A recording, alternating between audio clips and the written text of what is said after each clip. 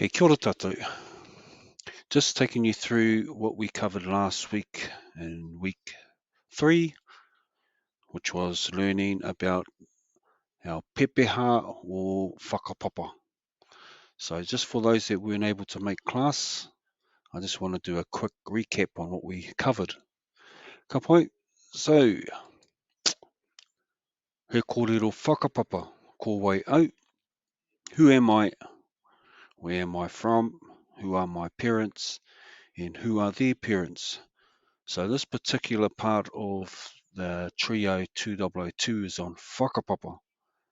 And so the first assessment that we want to try and achieve is te kōrero.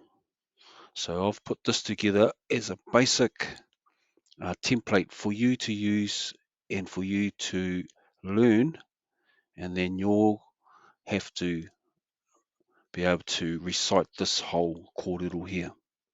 Ka pai. So as you can see, the spaces there is where you would put in your name, where you are from, your tribal affiliations, your parents, how many children you have, and also being able to say who is the eldest, the second, the third child, and the youngest.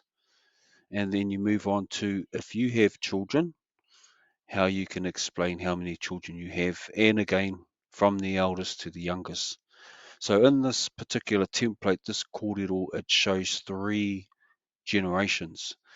If you are unable to put in children, then you will have to go and look at putting up the top, instead of my parents, you will put mātua tupuna, which is your grandparents.